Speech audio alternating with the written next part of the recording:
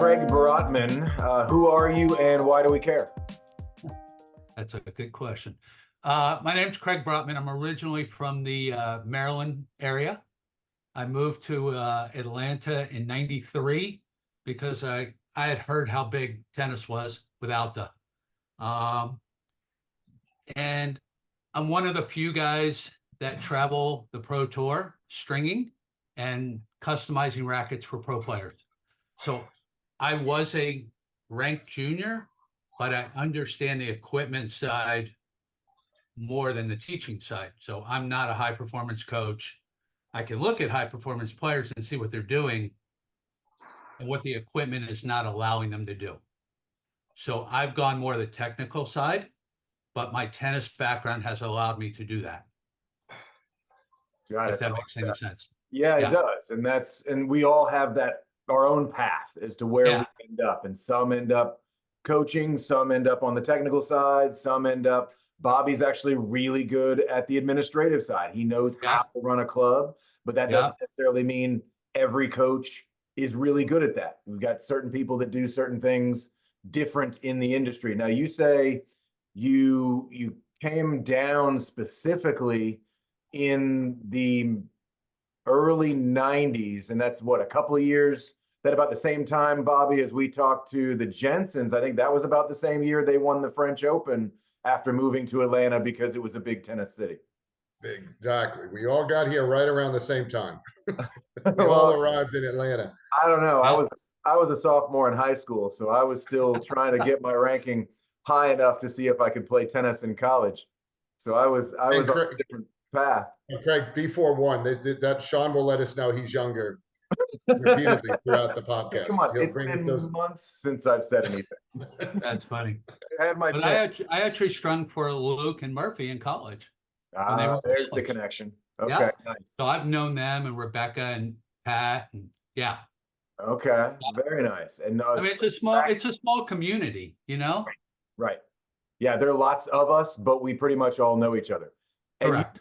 And you say you were stringing on tour. So you were stringing for tour players. I got a friend of mine, maybe 50 years old, is just a guess. And he did the same thing for a while. He was never a teaching pro. Never, I don't think he was ever a highly ranked junior, but he really enjoyed his time on tour, stringing rackets, and really, he just loves it. He's just that, he calls himself a racket nerd. Yeah. Yeah. I mean, I was traveling at one point 42 weeks a year, going from tournament to tournament or college to college, junior tournaments. Yeah. Okay. It's fun. And that's a great target that says, okay, I'm gonna do something that really interests me. If you got into it and you really see the equipment and how much it matters, I want to ask, I guess, two questions, but I want to start with the first one, which is your understanding of the technology, because Bobby talks about the evolution, if we want to say, of how the game has changed because of the technology. Yeah. We talk a lot about the guys are now, they're 6'4", 180 pounds, left-handed with a two-handed backhand, and that's just hard to, McEnroe loses that match, all things being equal. And hitting a serve at 150. Well, yeah, you got 149 coming at you. That's different. And but talk to me, if you don't mind. Can you give us a little bit of the evolution, because you might understand the strings and the rackets better? I think that would be really cool. And I know, and I'm putting you on the spot here for a bit of a history lesson, but can you give us a little bit of something there? So when Bobby and I grew up, there were wood frames.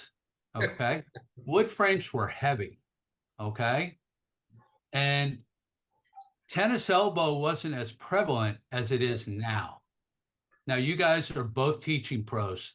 Why do you think tennis elbow is at an our arm issues are at an all-time high? Bobby? Oh, I think it's the rackets. It just creates so many different things that you couldn't do. As Craig said, there was only one way we could swing the racket. If you tried to be risky, it was straight back. Yeah, I mean, it would have hurt too much stress. You would have hurt different parts of your arm, so you had to do it this way. I think from the time the kids pick up the racket, and everybody attributes it really Jimmy Arias changing the game, because he was just able to pick up the racket differently. He was actually my roommate at Bolletari's, and he was the one that helped me get started on the Pro Tour. Oh, wow. Yes. Yes. So, so I mean, he is the modern day forehand. And I think, but I think, it had technology, it was there that allowed people to make those changes. And now, yes, I truly, and as we spoke before we started about, going into a pro shop and getting an 18-year-old kid who says, as Craig said, that, this is good for you. And, put a nice poly in there for you. And then they string it at 55 and you wonder where you have arm issues. So yes, I'm going to go equipment. Okay. So this is what's happened over, I don't know how, 8 years, 10 years. Rackets have gotten lighter. Strings have gotten stiffer, but the tensions haven't changed, but the strokes have. The strokes have gotten more wristy or elbow. Okay. So there's nothing to absorb that impact but us as a player. Now, what people don't understand is tennis is a collision sport. Every time you make contact with a ball is coming at a pace. So let's take Ben Shelton's 150-mile-an-hour serve. That's like getting hit by a truck, okay? Now, if the racket cannot handle that, the arm goes back. So where's the impact? Right here. That's why people are getting injuries in the arm. Now, with a light racket, I'm going to show you guys. With a light racket, the racket does this and does this at contact. Right. Us as teaching pros are trying to get the player to what? Follow through. But if the racket at impact from the ball will not allow a player to follow through, it's not going to happen. Okay? So teaching pros, and I'm one of them, do not understand equipment. Okay? We all coach Alta. What are majority of Alta players playing? Doubles, right? Absolutely. Now, when they go to hit a volley, what do we want them to do after they hit the volley? Keep the racket up. Yeah. If they're playing with a heavy racket, what happens to the racket? Goes down. They can't do it. No matter how many lessons they take, they cannot do it. Okay? So when the racket torques, the natural response from the player is to grip tighter, put strain on the arm. Okay? People do not need to go to a doctor to get a cortisone shot. Okay? They need to change their equipment. Now, not necessarily do they have to buy a new racket. They need the racket fitted for them. When we go get skis, I'm not a skier, but I know you get fitted for your skis. You're a bowler, you get your hand fitted. Tennis, if you look at golfers, I don't know if you guys golf, but most golfers at every level get their clubs fitted. Yeah. Tennis players are uneducated, and it starts at the top with the pros. If you look at the academy players, most of their balls are falling 2 feet behind the service line. Why? Because the racket won't allow them to go any further. Does that make sense? It does to me. Unfortunately, too much sense. To me, like it's all Bobby's fault that he's just not selling enough rackets. Well, anybody knows that when they walk on the court with me, I see certain rackets, I take them from them and I throw them. I say, do not walk on. So if you're not prepared for that, you don't come on my court. They know that. I mean, you'll see other guys say, I can't believe Bobby let you hit with that for 5 minutes. The Wilson, no, I'm sorry, not the Wilson, the head titanium racket to me is 9.8 ounces. 9.8 ounces. Yes. The worst racket ever made, the biggest lie that was ever purported on the tennis player. It was the number one selling because it was Number lighter. one selling racket. Number one selling racket. And it was titanium. And you know Craig, where the titanium was? Bobby, you know where the titanium was? Yeah, it was the paint, right? Or the bond. The graphics on the racket. Yeah. It was just a complete shill. And, Craig is probably the one who told me all that, but, how many years ago, but still, that's it's criminal. The pros, everybody just, and it's still around. And like I said, I literally see it and I'm just, do not come back. I strung one the other day. The other day. So my feeling is no recreational player should be playing with polyester. They should be playing with a multi-filament. Okay. Your theory is zero. Period. Polyester gives back no energy. The player has to generate the energy. 50% of the tension is dropped in the first 20 hours, whether you play with it or not. So if you string a racket at 50, it's down to about 25, 30 pounds. Now, we as players know feel. So a player, see, the pro players are cutting their poly out after every match, and they're still getting hurt. But they're benefiting from what the string can do. Now, what Luxilon can do is you can hit the crap out of the ball because they have excessive racket head speed, and the ball will not go long. If you look at the players that we coach at the club level, where are their errors? Their errors are out wide, not deep, wide. Okay. That is because at the point of contact, the racket is going backwards. They don't have the control. You know, I asked Marcus the other day, I'm like, why do we tell players to follow through? I tell a person to follow through. So the longer the follow through, the longer the ball stays on the strings, the more control. But not always will the racket allow it. So if you're pulled wide and you try to hit a forehand down the line and impact, that racket goes backwards, it's not going down the line, it's going wide. And that's what's happening to players. So, Absolutely. Craig, Yeah. what do you do that's so unique? Because I think as your sales pitch here, what you're trying to convince me of, and I think I'm pretty much already convinced, and I know Bobby's in, is that just like a golfer, when I went the last time to try to buy some golf clubs, I went out and hit with 3 different ones. I had a guy measure me, Exactly. practically feel my arms and say, okay, here's where you start. These are the ones. And then if anything, cut them to length and literally personalize every stick. I do the same thing. Okay, so we're the golf, and I'm going to spend $3,000 on golf clubs or some ridiculous amount, which I didn't, by the way, because that's a lot. But if you're going to spend a couple $100s on a tennis racket, you, Craig, are able to meet me. I go out on the court with you. I watch you hit. If I go out, let's take a junior player. It's playing tournaments. I'll go out with their coach, watch them hit, ask the coach where they're struggling. They might be struggling off that ball that's coming off the baseline that's big from their opponent, and they can't fight it off, and the ball is now falling short, and they're getting beat on that return. Okay? I'll also look at where their impact is. Like, I work with Taylor Townsend. I've worked with Donald Young. I work with a lot of the lefties, okay? I'm left-handed. Now, a lefty, we like being free with our hand, okay? Rolling that ball cross court, pulling that person off the court on the backhand side. Now, if I put that weight at 12 o'clock, the further the weight is from the hand, the harder it is to get the racket through. Okay? So Taylor would lose all that freedom in the hand, wouldn't be able to roll it, or Donald. Okay? So I have to look at the player and see what the coach is trying to get them to do. Okay. Now, Nadal is, you know how weird he is. Okay. He's anal about everything. He's 55 tension at every tournament. He does not change at all. All the other players vary their tension depending on the conditions. There's a lot of variables that go into equipment. I'm going to take I'll give you an example. Tommy Paul.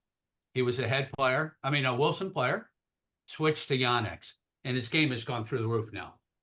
Okay?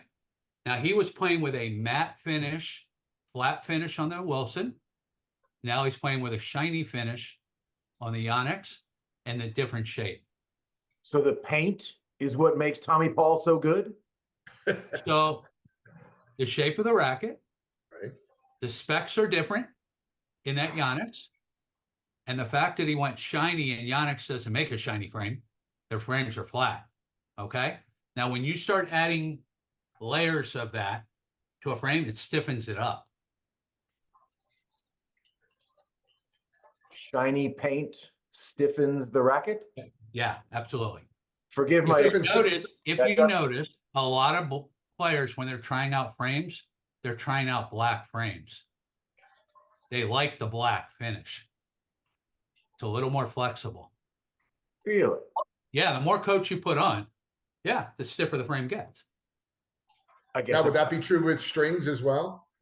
So strings, when you add color to a string, it makes it stiffer and makes it Yeah. more brittle. It breaks faster. Yeah. Yeah. So walk us through something, Craig, because this is, I mean, and you know, we've discussed this before and we've had good laughs about it.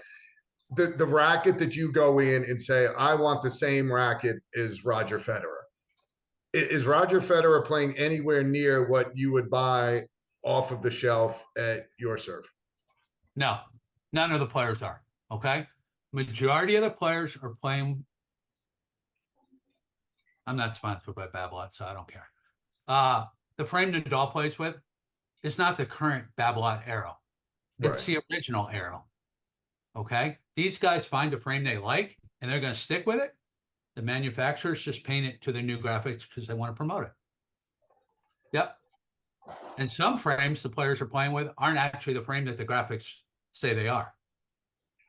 that was going to be my Right. question. Paint I'm over it. guessing they're these superhero type people. Like Are Serena's frame is not the blade. Okay. But it's painted to look like an oversized blade. Now she strings her rackets really tight. But most of the guys on average now, Shaun, take a guess what the average tension is now on tour.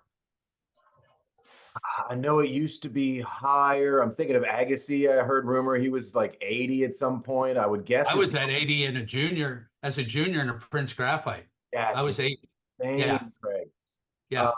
So I would guess maybe high 40s, Low 40s, mid 40s, mid 40s, low to mid 40s now. low to Take- mid. Okay. Yep. Bobby, guess what the lowest tension is on tour? Lowest. So I'll go crazy. Somebody's at 38. Okay, Shaun? Men and women, Men. men only. Low 30s. I'm going with Bublik. Okay. Mannarino. Okay. Oh, that's an obvious one. 19 pounds, 19, 20 pounds. Oh my God. With Lux on rough. Okay. Oh my in a gosh. pure Aero. Now you got to understand, he does not take a big loop. He Zero backswing. Yep. zero backswing, so he Yep. can handle it. Good trampoline. But it's 19, 20 pounds. That's And that's awesome. the number one question fans ask me at a pro tournament. What does Mannarino string his racket at? And they can't believe it. Yeah. And then you get the obvious fans that say, oh, I'm going to try and string my racket at that. Yeah, your ball will be, Hitting the fence. yeah, exactly. Yeah, you do not have the control that guy has. Yeah. So can you, how often do you do this, Craig? Is this just something you work with the professional players? Is this really a club player product? Can you give me an idea? Is this For the affordable club if I can- player, look, for the club player, we know as coaches, no matter how many lessons they take, there's a window of how much they're going to get better because they just don't put that much time into it. It's social. Okay. So you need to match the equipment up to their level of game. And I can do that just by going out, watching them hit. I mean, I do that I actually have the racket that, oh shoot. Can't think of the player's name that won the US Open. Tall guy from Croatia. Chilich? Chilich. I have Chilic's racket from when he won the Open. And I teach with that. And it's a club. Okay. The grip is enormous. But if I put that in any club player's hand, they can swing it because it's head light. It's where the weight is. So I could take a 9.8 head titanium, weight's all in the head. Okay. And then I could take a 12-ounce racket and the weight's in the handle, and the head 9.8 is going to feel heavier to the player. They're going to have a harder time getting it through. That makes It's a lot of sense. distribution. I mean, when I was at Bolletari's, I was the equipment guy there, and Nick would bring me out with 4 and 5-year-olds, standard size rackets, and the racket would be head heavy, right? For a 4 or 5-year-old. So he would have me move the balance to the handle, and then they could keep the racket up this way. But if it's head heavy and we're trying to teach this, it's just going to drop every time. They can't do it. Oh my gosh. Okay. So that reminds me of back in the day when all 5-year-olds still had to play with their father's racket, and we would never do that to a 5-year-old today. Right. But So you hear, Shaun, when you talk to people about when they go into a shop, first thing they walk in and they say, I want to buy a new racket. I want something light. I don't know where that started. I don't know. But that's what they say because they don't know. And it's amazing what these shops and these teaching pros are putting players in. Now, I know why the teaching pros are doing it, because they're sponsored by a manufacturer and they're putting, they're selling a racket that falls in line with what they're sponsored by, the company. They're also putting in strings that they would play with, which is polyester. Now, I don't know why any teaching pro would feed with polyester. Right. I mean, that's just, I did so players are getting hurt. Yeah.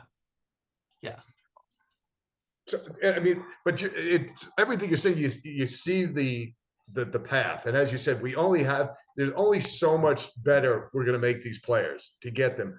Why put them behind the 8 ball from the moment they pick up the racket?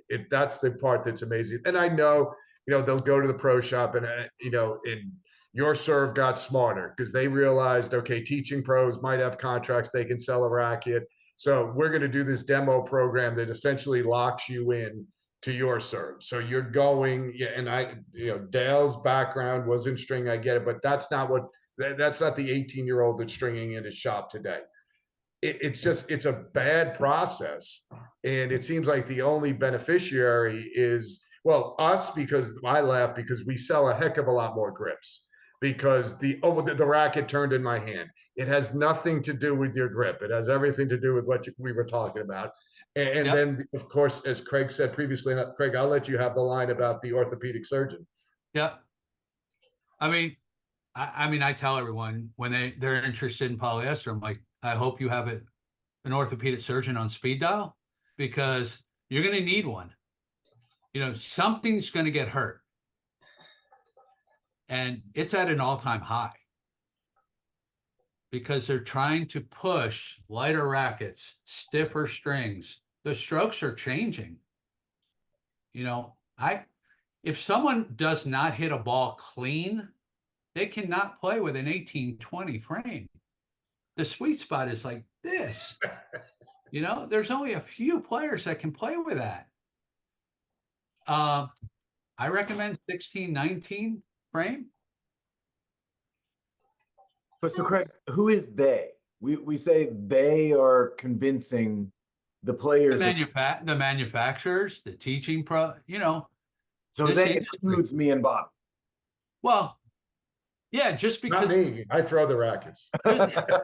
Just because there's just not enough education in it. Teaching pros sell what they would use or what they know. And that's just what I've seen. But I would think in the Atlanta area, teaching pros would know enough. I remember, and maybe it's just because I come out of that TPC Sugarloaf high end. Yeah. We had all the options of the high end string. We had a clientele that could afford whatever we convinced them they could afford.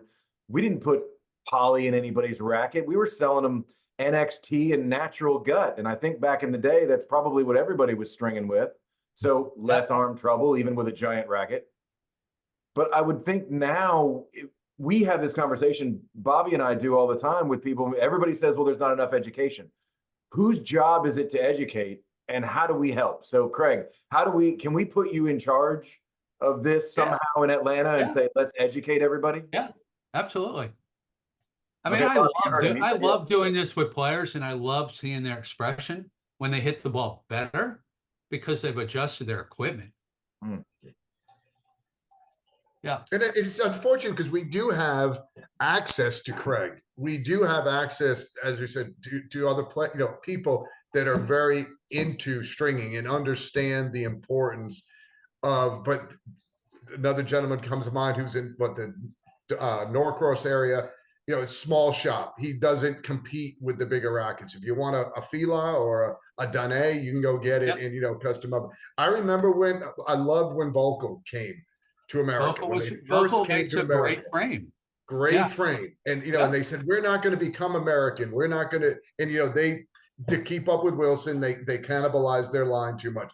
But that V1 Classic, everybody could still, great frame. Everybody could still play it. It could fit everybody's game pretty well to this day, and because it was a great frame. And, you know, that's what it gets at. I mean, it's too bad because we don't get the players, and like you said, when you do change them and their eyes light up. But it's like, you know, when you buy the wrong car, you don't want to be essentially called you're stupid. To me, it always falls back to, we have the resources here, unfortunately. Why don't we use them better? Excuse me, one second. I mean, Shaun, I recently went out on the court with Luke Jensen and a player he's coaching for this process, and he was blown away. And that's a pro player that really didn't understand equipment. Yeah. And that's why we all have that specialty. And it takes me to that and say, we all understand a lot about tennis. And that's our commonality, as Bobby would say. That is what brings us together. But you're going to have a deeper knowledge. I know nothing about strings anymore. I mean, whatever I learned between Daryl Lewis and when I left, like whatever I learned between 2005 and 2009, that's the extent of what I know. I do know never to sell a TIS6 to anyone because I don't know why they were so popular. But that I get. But to have you in that specialty and be able to say, okay, you know what? This guy knows it down to the atom, down to the very specific. I wouldn't have thought about the paint changing the racket. I would have just thought it's paint. Who cares? Yeah. So I'm curious, and Bobby, I know you guys have some friends in common, and I know, Bobby, you're gonna want to probably ask, and I'm gonna lead the witness here a little bit as to how we can put Craig more in charge of this. I'm sure GoTennis can help him with that and be able to potentially set up a system where more players can hear what he has to say. Well, I think part of it always goes back to, as we say, the problem starts at the top. Part of the certification process should be far more time educating the pro of what is coming. Because I think if the pro got educated, you wouldn't go into a pro shop anymore seeing 60 different rackets to choose from, because there wouldn't be 60 different choices anymore. You'd narrow it down. I've been very fortunate, as we were going on before, you know, Craig and I have known each other 20 some odd plus years now. And I was also very fortunate to have Dennis Ford as a mentor, and Dennis was a racket wonk, and Dennis was an architect. So a lot of the stuff that, you know, we're discussing, the math involved, and, you know, and there's different ways to reach different people.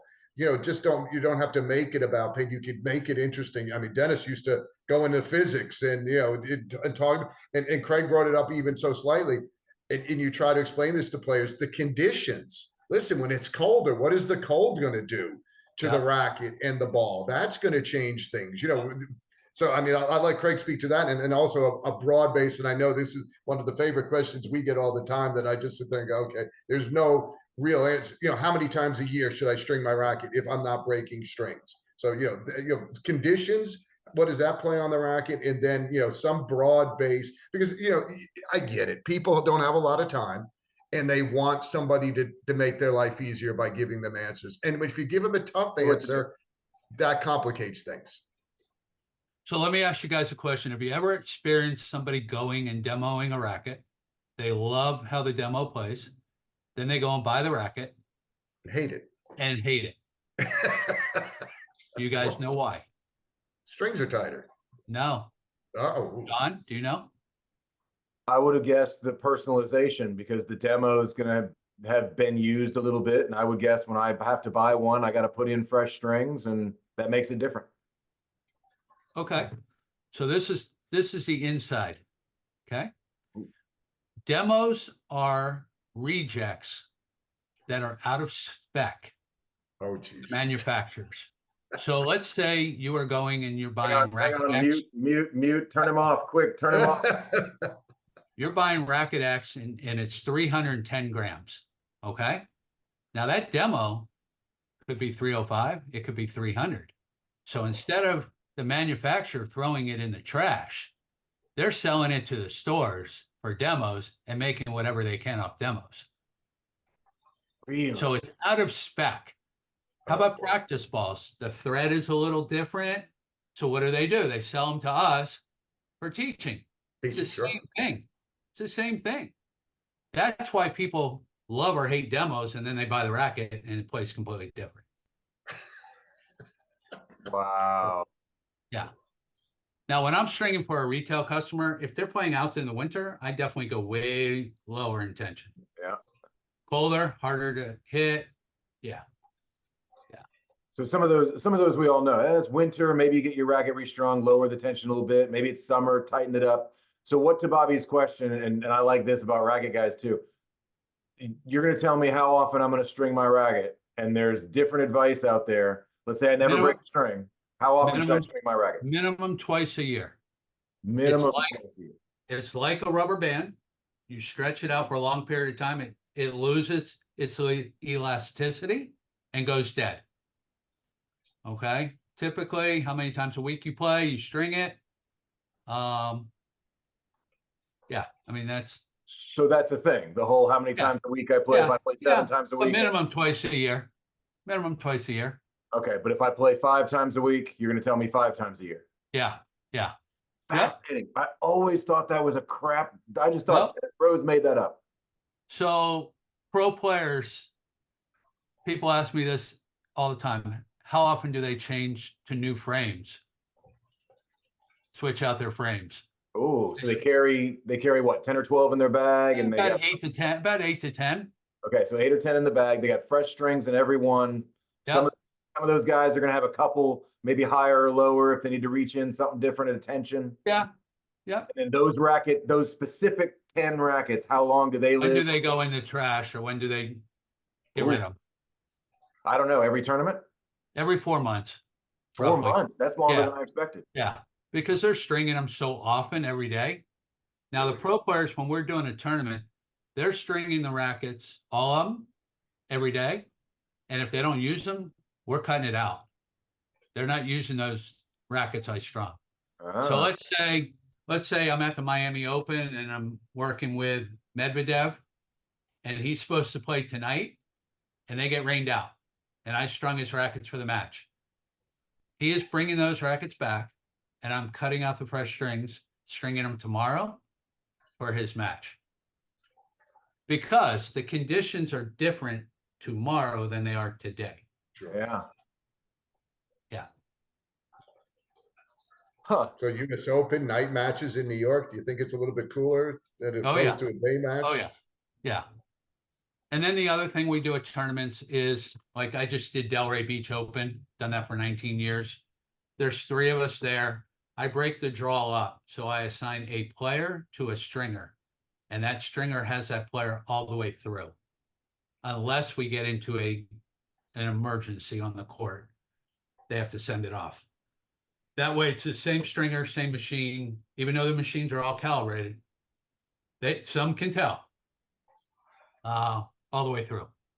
I remember hearing the story of Pete Sampras being able to just grab a racket and drop the head and go, yes, yes, yes. And he could actually tell, like, he picked his rackets in some consistent way. Did anybody else hear that story?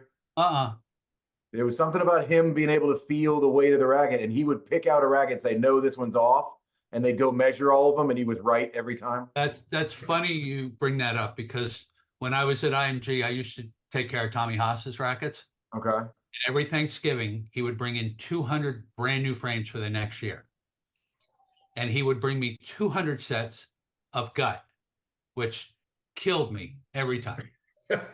String them up, and then he would go out and hit 1 or 2 balls with each racket and say, this one's off, pull it out. This one's off, pull it out. This one's good. And I just wasted 200 sets of gut for 2 balls in each frame. So it was the gut to test the racket. Correct. He wasn't ever going to use the string. He wasn't. He was testing the rackets. He Wow. played with all gut, so that's what he. Yeah, Wow, that's an expensive version. Evidently, Pete could just magically do it yeah, with his wrist. I don't know. yeah, yep.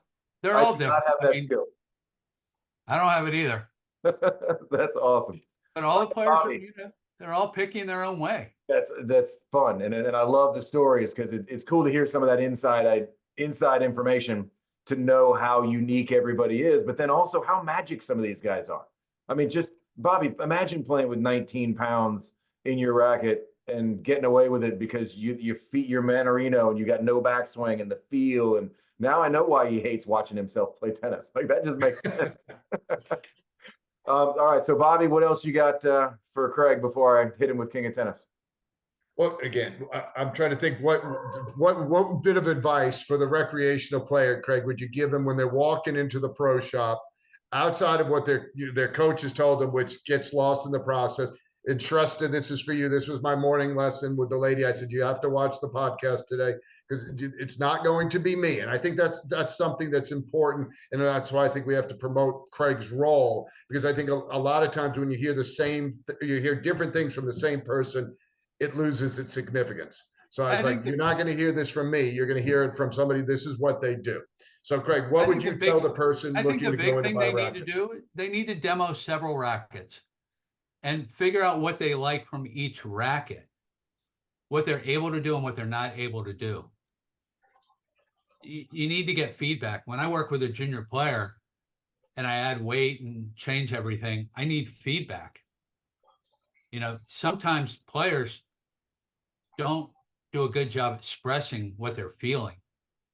It's all about feel, right? Yes.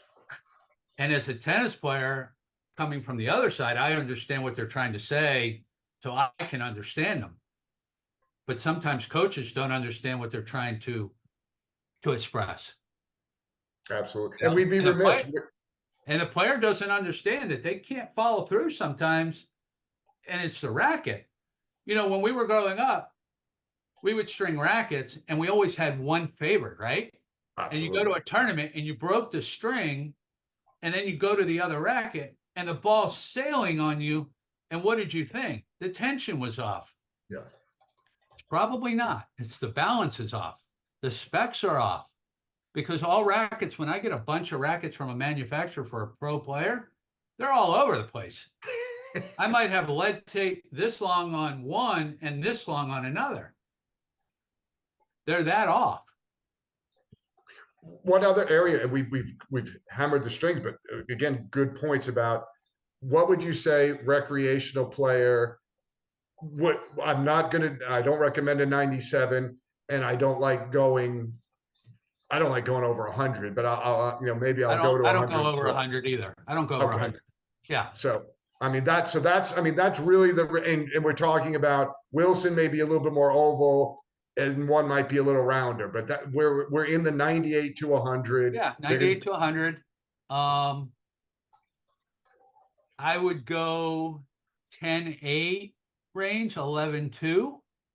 So I stuck with the Babolat Pure Drive at 10-6. That was my benchmark. So I should be even higher. Pure Drive off the shelf, yeah, is horrible. But weighted, that racket is a beast. Right. Yeah, that racket is not solid off the shelf.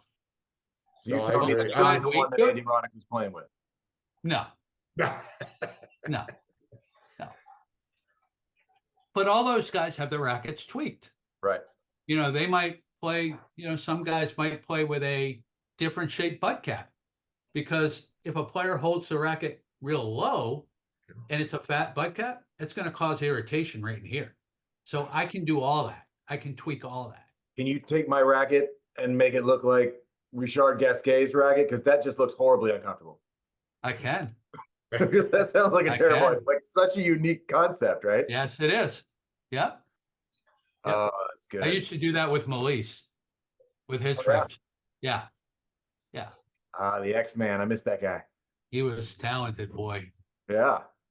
But he would break strings. Delray Beach one year, he won singles and doubles. We strung 58 rackets for the guy. I strung 10 rackets for him for one match. And we rotated. When he was on the court, breaking a racket either. no, he was breaking strings. They were popping like that. Oh, wow. I always had to leave a machine open when he was on the court because he Someone's would coming send the back. racket off. At least one. Yeah. So as a professional stringer, how many rackets can you string in an hour? 3. I do 3. Yeah. Hmm. Yeah. That sounds about right.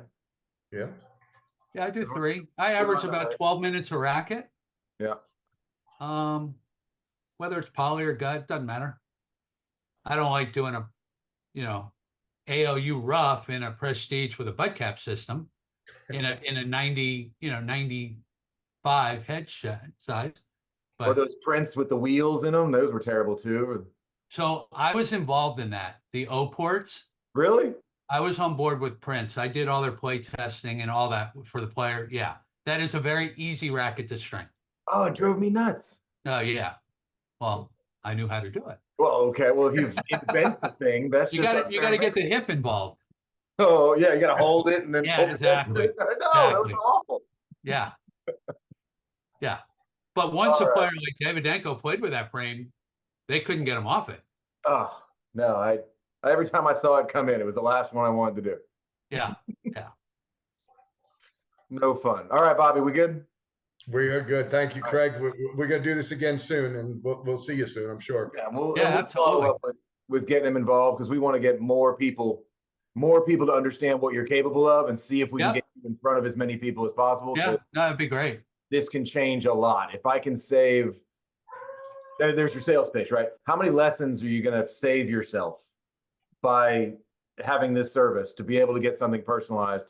Now, I don't want that to influence your King of Tennis answer, Craig, but jumping into this, we know your specialty. We know you're a tennis guy as well. So that's why we want to know from a tennis point of view, if you are King of Tennis, Yeah. it doesn't have to be racket technology, even though that's your specialty. If you got something else you want to even talk about, that's fine.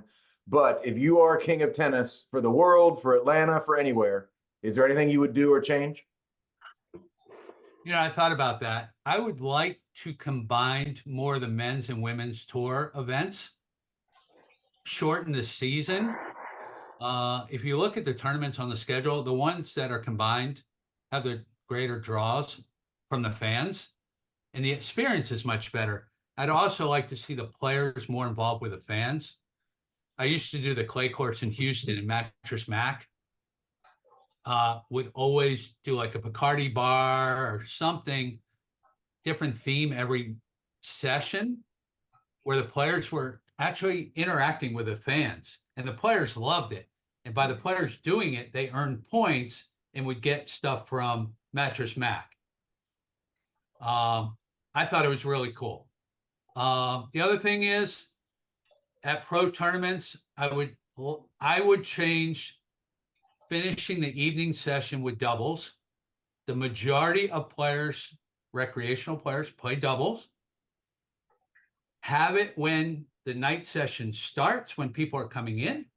Finish with a singles, because once that singles match is done from the 7 o'clock session, people leave. They don't even stay and watch doubles. And somehow the tour has to do a better job promoting the doubles players. Like everyone knew the Bryan brothers, but I'm on the tour. I travel the tour. I can't tell you who's in the top 10 in doubles. I don't know because they don't promote them. I don't know. Yeah, like you said, the majority of the recreational players plays doubles. Yeah, But they watch singles.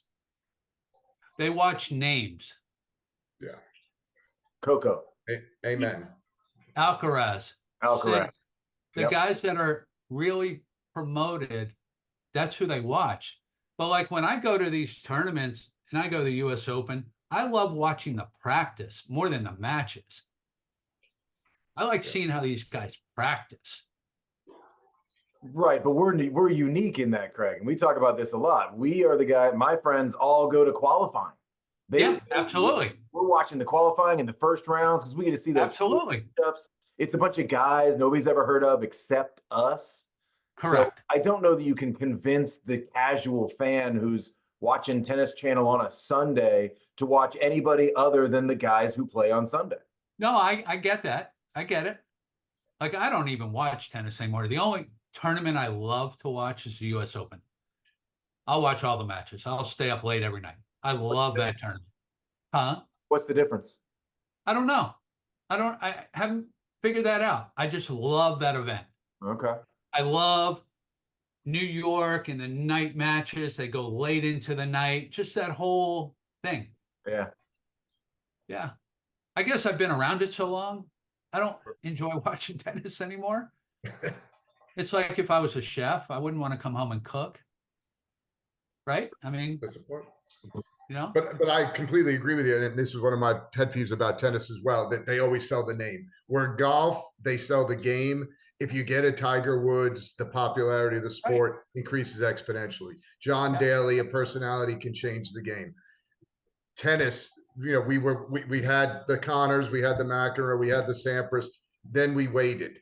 And, you know, from an American standpoint, we're essentially still waiting. Unfortunately, Roddick filled it a little bit, but you know, in the era he played, he was never able to dominate. And I agree. I think just a little bit more of promoting the game, because let's face it, you have unprecedented athletes playing the game right now. The level between the professional and the recreational player, to me, is the greatest differential probably in the history of sport. Go watch the qualies and see how good they are, and then try to fix that these guys aren't top 100, 150 in the world, how good that the other guys must be, or what is the difference that makes these other guys that much better. To me, that, you know, that's just, like you said, the curiosity of life. And that's the fun part about watching or following anything. What does it take to get to those levels? And tennis right now is exciting because of who's playing. I mean, you got great athletes playing a game it's really difficult. It's not an easy game. I mean, look at what Shelton's doing on tour. Yeah. And the following he's created. Now, part of it's the fact that he can hit a serve at 149. Yeah. You know, people can't believe somebody can hit a ball that hard. In 36 seconds, or, you know, hit targets or Yeah, I mean, I don't think people know what 149 is. I think they have. I don't think they've really seen that. They go out there and be like, oh yeah, we're hitting 100 miles an hour, when the average Alta serve is probably more like 70. yeah. I mean, 149 from a lefty versus 149 from Isner is completely different. Yeah. Because Isner's going down, where Shelton is hitting up and curving it. Completely different. You guys have your own lefty magic. It's unfair, and I don't appreciate it. Craig, I appreciate your time. Bobby, as always, we will follow up, Craig, because we're going to definitely absolutely charge you something and get the rest of Atlanta to hear your name. Okay.